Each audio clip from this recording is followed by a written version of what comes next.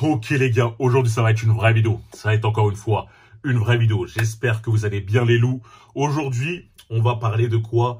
D'une Instagrammeuse qui donne des conseils sur les relations de couple. Et moi, je vais donner mon avis par-dessus. Voir si ce qu'elle dit, c'est concret, c'est réel, ça parle vrai, ça dit les termes.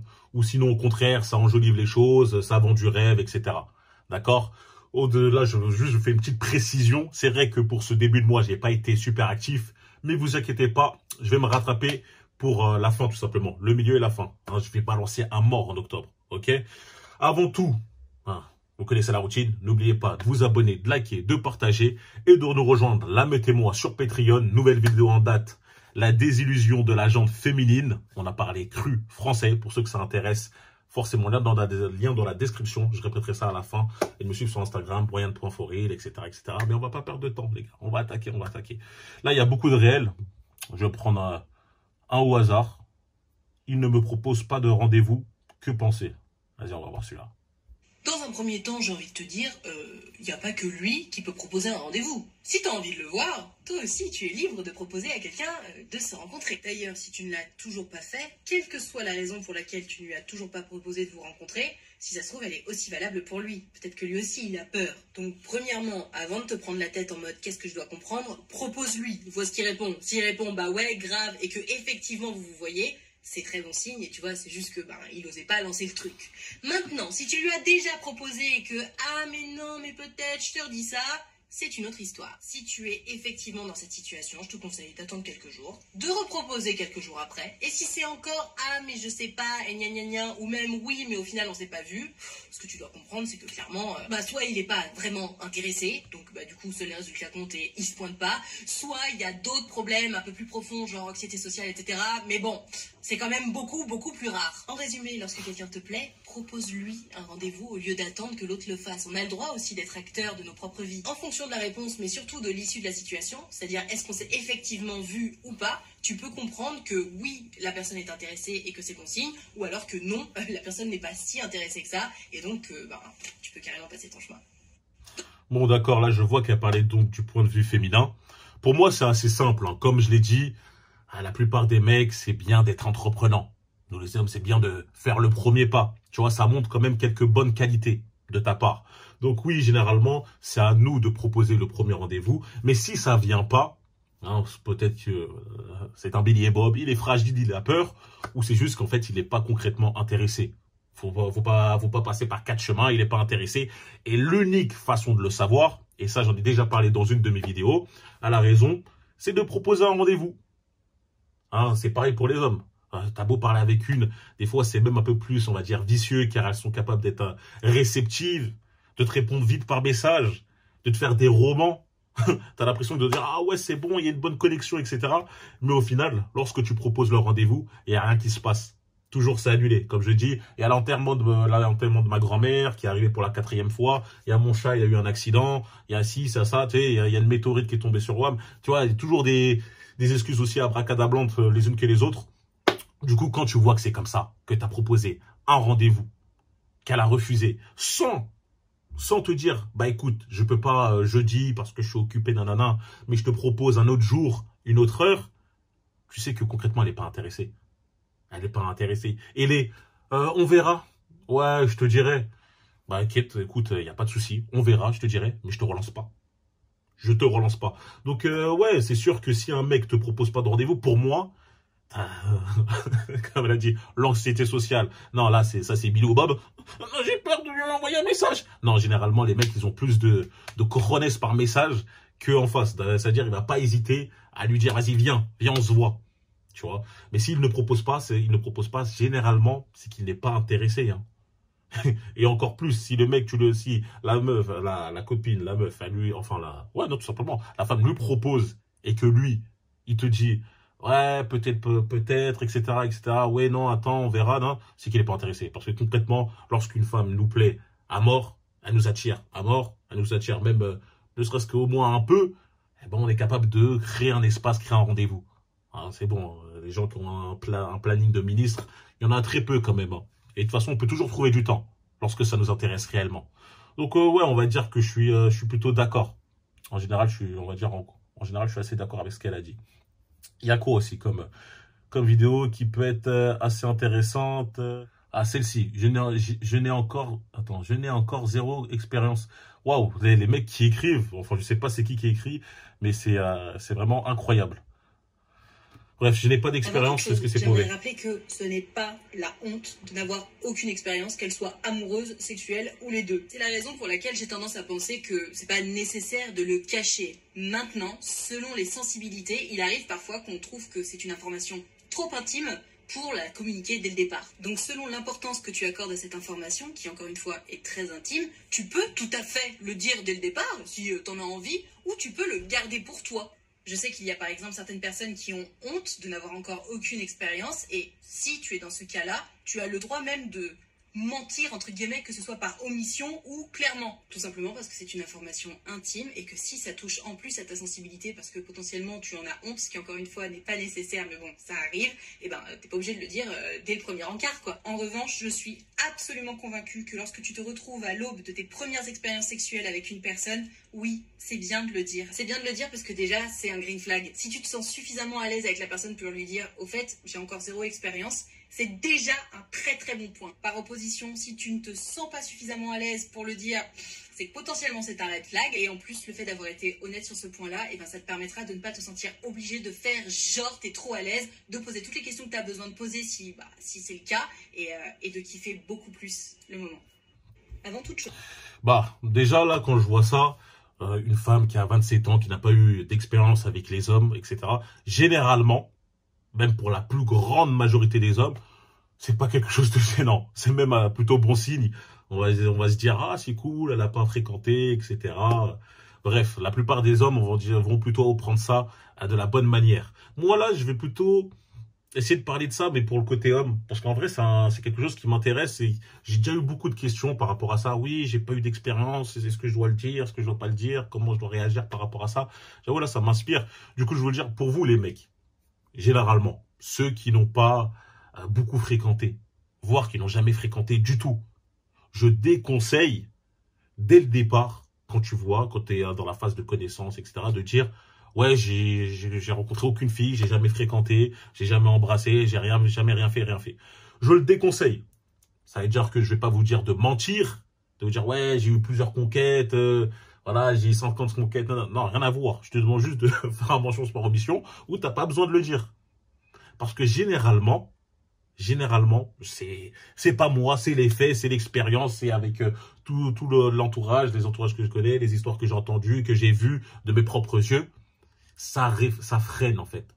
Ça freine, on va dire, les ardeurs des femmes que vous fréquentez lorsque vous dites que vous n'avez jamais eu de copine, que vous n'avez jamais fréquenté, vous n'avez jamais rien fait. Généralement, je sais que là, il y a des féministes, il y a des je sais pas quoi, vont venir en mode, mais non, mais qu'est-ce que tu racontes? C'est rien, c'est faux, c'est faux. La vérité, c'est mieux de rien dire.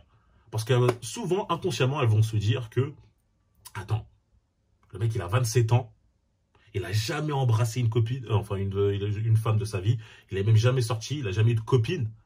Ça veut dire quoi? Il est bizarre.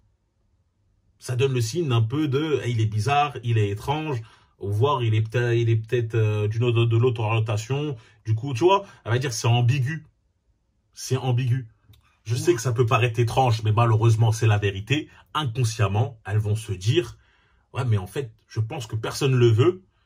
Et du coup, ça m'intéresse pas. C'est comme un homme qui, lui, attire énormément de femmes. Elle se demande inconsciemment, même si elles veulent se l'avouer ou non. Ça, moi, ça peu m'importe. Moi, je vois les faits, je vois comment elles réagissent, pas ce qu'elles disent. Hein, d'accord, comme on l'a dit, nous, on s'adapte par rapport à ce qu'elles font, non ce qu'elles disent. Elles sont plutôt, leur comportement souvent trahit leurs paroles. Lorsqu'elles voient un homme qui, lui, arrive à attirer énormément de femmes, inconsciemment, elles se disent, attends, peut-être qu'il a quelque chose en plus, etc. Et ça attise la curiosité. Lorsqu'elles voient un mec qui, lui, n'a aucune, on va dire, aucune femme qui s'intéresse à lui, et lorsque lui, en plus, il te dit, je n'ai jamais eu d'expérience, voilà, quoi, ah, ok, d'accord, ça baisse son attraction. N'oubliez pas qu'il faut aussi rejoindre un peu l'idéal qu'elle a de toi. Tu vois ce que je veux dire? Donc voilà, en tant qu'homme, lorsque vous êtes quelqu'un avec pas beaucoup d'expérience, voire pas du tout, je vous conseille de pas le dire. Ça ne veut pas dire que vous mentez, ça ne veut pas dire que vous inventez une vie en disant que ouais, moi j'ai fréquenté j'ai 1000 partenaires, nanana. Non, juste voilà, t'as pas besoin de dire ouais, t'es sorti avec combien de filles, etc. Ouais, quelques-unes, tu vois. Quelques-unes, j'ai eu mais quelques expériences. Mais jamais rien de sérieux, jamais de rien de sur le long terme. Voilà, simple. C'est pas un gros mensonge. Vous voyez ce que je veux dire? C'est pas ça qui va tuer la relation. Si au bout d'un moment, un jour, ça se retourne, tu dis, oh, finalement, j'ai eu ça. Tu vois, ça va pas tout remettre en cause. Vous voyez ce que je veux dire? Ah, tu commences la relation avec un mensonge, tu vois ça? Tais-toi, Billy. Tais-toi, Billy. Je te promets, reste avec les côtés fragiles. Moi, je suis là pour vous dire la vérité, ce qui va vous permettre de pouvoir, au final, créer quelque chose et voir que, donner envie de pouvoir creuser avec vous. Car lorsque vous dites ça, ça baisse son abstraction. Des fois, il y a certaines femmes, elles seront même capables de ne pas vouloir aller plus, parler plus et vous découvrir plus. C'est triste à dire, ok? Pour le côté féminin, si elle n'a jamais eu d'expérience avec un mec, etc., je pense honnêtement qu'il y en a aucun qui s'agène. Le fait qu'elle n'a pas fréquenté d'hommes, etc., il n'y en a aucun. Et le dire début, avant, après... moi, je dis, tu peux le dire même dès le départ. Hein. Des fois, ça augmente même la valeur pour certains de dire que tu n'as jamais fréquenté un homme. Donc, franchement, il n'y a pas de souci à se faire à ce niveau-là. Vas-y, dites-moi, il n'y en a pas encore deux, trois, histoire de voir. Pour l'instant, je suis plutôt d'accord, même si c'est des trucs assez simples, hein, basiques, on va pas se mentir. C'est pas quelque chose de révolutionnaire. Hein. Elle a besoin d'air. Ah, ça, c'est pas mal. Alphonse m'a envoyé ce message qui explique qu'en gros sa copine a besoin d'air et qu'elle a tellement besoin d'air qu'elle a déjà commencé à le virer de son Insta. Soyons honnêtes, si ton mec ou ta meuf commence à te dire qu'elle a besoin d'air, tu peux pas avancer. Bien entendu, dans cette situation-là, tu laisses de l'air à l'autre, hein, mais attention, il s'agit pas de commencer à laisser de l'air pendant des mois et des mois. Il faut que ce soit une période transitoire. Ça peut durer une semaine, 2 grand max, mais au bout d'un moment, il faut discuter. Pourquoi prendre l'air? Justement parce que parfois, prendre un petit peu de distance, ça permet de se recentrer un petit peu, de mieux se rendre compte de ce qui va pas au final. Est-ce que ça vient du couple? Est-ce que ça vient d'ailleurs? Mais on est d'accord, t'as pas besoin de te recentrer pendant 8 mois, tu vois. 2 semaines, c'est largement suffisant. Donc je comprends que tu t'inquiètes, notamment si ta meuf a déjà commencé à retirer les photos sur Insta, mais pareil, peut-être que juste elle a envie de voir ce que ça fait, d'être pseudo-célibataire. Ne vendons pas la peau de l'ours avant de l'avoir tué. Attends un peu, comme je te dis, 2 semaines grand max, et puis au bout d'un moment, vous discutez, bon alors où on en est, est-ce qu'on continue, oui ou non? Et bon bah... même si la réponse fait peur, il ne faut pas avoir peur de poser la question parce que c'est là l'issue de cette situation en fait. Donc courage à toi qui as posé cette question et courage à toutes les personnes qui sont un peu dans cette situation de distance. Ça va aller. Alphonse elle a besoin d'air, elle a tellement besoin d'air qu'elle l'a viré de son Instagram. Moi je vous dis juste, hein, j'en ai déjà parlé. J'ai déjà parlé de ça. Lorsqu'une femme vous dit « Oui, moi j'ai besoin d'air, j'ai besoin de faire un break, etc. » c'est pour voir si l'herbe n'est pas plus verte ailleurs. C'est pour voir si l'herbe n'est pas plus verte ailleurs, tout simplement. Il n'y a pas 36 solutions, c'est très rare. 1%. Et je suis là, je suis très large en disant 1%, que celles se disent, voilà, moi j'ai besoin d'air, j'ai juste envie de me concentrer sur moi, mes projets, etc. Non, généralement, c'est qu'il y a 2, 3 mecs ou un qui lui parle, potentiellement qui peut l'intéresser. Elle n'est pas encore sûre à 100%. Hein, monkey branching, elle veut pas te lâcher elle veut pas te lâcher, on sait jamais. Tu vois, elle te met un peu sur le teco, sur le côté. Elle dit, ok, je vais aller voir avec les mecs si ça se passe bien, ou si ça se passe tout simplement mieux qu'avec toi. Et si jamais ça se passe mieux, bon bah le break, bah, il est définitif. Je veux dire. Et si ça se passe pas bien, bah t'es sur le côté, hein. Et toi tu m'attends avec le genou par terre en disant, alors bébé, c'est bon, t'as fini, c'est bon, on peut reprendre. Non, tu vois, non. Pour moi, il n'y a pas de break. Si elle te dit j'ai besoin d'air et qu'en plus de ça, elle te vire de ses photos Instagram, pourquoi elle te vire de ses photos Instagram? Pour que lorsqu'elle rencontre quelqu'un, il va pas se dire ah c'est mon mec, ah c'est ton mec, etc. Non, c'est ça. Comme ça, elle est en mode, comme elle a dit, célibataire, elle explore ses options. Ah, c'est le mercato. On est dans le mercato, on va prendre le plus offrant. D'accord? Ah là, il y a lui qui est pas mal, et au final, si elle voit qu'aucun club le veut, tu vois, la veut, bon bah, elle sait toujours qu'il y a toi, tu vois. Toi, t'es là, t'es sur plan sûr. Est-ce que, maintenant, la question que je vais te poser, c'est, est-ce que tu as envie d'être sa 5e option? Son 5e choix? Ou tu as envie d'être avec une partenaire qui, elle, te considère comme ton premier choix, comme son premier choix? C'est aussi simple que ça. D'accord? Donc, je sais que ça fait super mal. Je sais, parce que lorsque tu n'es pas habitué à ça, lorsque tu vis tes premières relations où tu as des sentiments, etc., et que tu vois qu'elle veut te faire un break, c'est dur. Il y en a certains qui disent « Ah, j'arrive pas à me tenir, comment faire pour la récupérer ?» Des fois, c'est bon. Non, tu dis « Moi, je veux pas de break. » Là, on discute, on essaye de voir truc. On peut, on va dire, se poser, on peut en faire, on va dire, pas forcément trop se coller, chacun faire ses activités à côté. Mais dès le moment où tu commences à aller dans le délire du « je t'enlève de mes photos d'Instagram, je te fais ci, ça, c'est bon. porte ouverte à tout. Ouais, bon, bah, c'est assez marrant. Ouais, ces conseils, je vais dire que au final, c'est pas des conseils qui sont mauvais. C'est des conseils qui sont plutôt acceptables. C'est un peu mignon, tu vois. C'est mignon si on rentre pas dans les vrais termes. On dit des trucs un peu gentils. C'est le monde du bisounours. Ça parle pas forcément à vrai à fond. Mais bon, voilà quoi. Est-ce qu'on se fait un petit dernier? Vas-y, un petit dernier. Il m'a ghosté, que faire?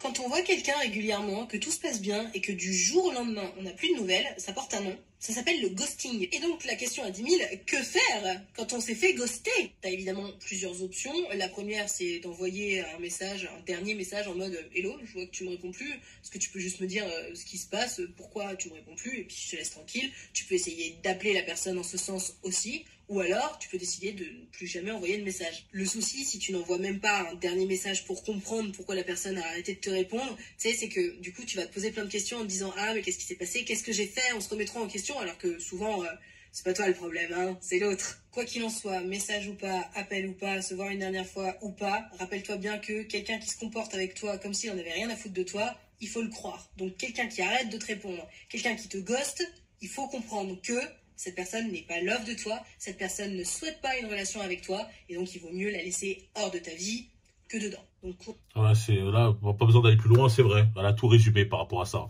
Lorsqu'une personne te ghost, c'est juste qu'au final, elle a rencontré quelqu'un qui est largement mieux, largement meilleur. Des fois, qu'elle te parlait juste parce qu'elle s'ennuyait et que maintenant, elle en a rien à faire, tu vois. Cette personne n'a rien à faire de discuter avec toi. Et ça arrive à beaucoup de personnes. Souvent, c'est des personnes qui sont sorties d'une relation. Des fois, ils sortent d'une relation, ils continuent, ils parlent avec toi. Tu as l'impression que, ouais, il y a un bon feeling, il y a un bon échange, etc. Il y a leur ex qui revient. Du jour au lendemain, ça ne te reparle plus. Ça ne te reparle plus, tu sais plus pourquoi. Tu dis, mais je comprends pas. On parlait, on devait se voir, etc. Maintenant, c'est fini. Moi, voilà, comme je vous dis, je vous déconseille de faire, comme elle a dit, même si en général, son conseil, il est bon, mais je vous déconseille de renvoyer un message genre, qu'est-ce qui se passe? Pourquoi tu me parles plus? C'est bon, tu vois ce que je veux dire? On comprend. Quelque part, on comprend, tu m'as ghosté, c'est parce que tu es parti voir quelqu'un d'autre. Voilà, tu as trouvé peut-être une meilleure option. C'est bon, faut lâcher l'affaire, les gars, avec ça. Voilà, faut pas le prendre personnellement. Je vous le dis, ne le prenez jamais personnellement. Et ça doit même vous motiver pour vous améliorer et vous dire que, voilà, peut-être que ma valeur, elle n'est pas encore assez élevée pour retenir ce genre de femme. Et je vais m'améliorer jusqu'à ce que je pourrai retenir celle qui m'intéresse réellement. Vous voyez ce que je veux dire ou pas? Enfin bref, ouais. Comme j'ai dit, en général, les conseils sont plutôt bons. Un peu gnangnan, mais bon, ça va. Ça va. Bref, c'est la vidéo pour aujourd'hui. Je vais en balancer une autre très vite dans la semaine. N'oubliez pas de vous abonner, de liker et de partager. Et aussi là, je vais répéter ça pour les 2 prochaines vidéos, mais je cherche un monteur. Je cherche un monteur de vidéo, quelqu'un avec un peu d'expérience, qui maîtrise bien les logiciels. Donc, pour tous ceux que ça intéresse, n'hésitez pas à m'envoyer un DM sur Instagram ou un email, Brian is for real, genre j'ai du mal à dire mon propre mail. Comme ça, on pourra voir si ce sera forcément rémunéré, etc. On en discutera ensemble, ok? N'oubliez pas de nous rejoindre sur Patreon, la meute et moi. On se retrouve très vite, les loups, ok?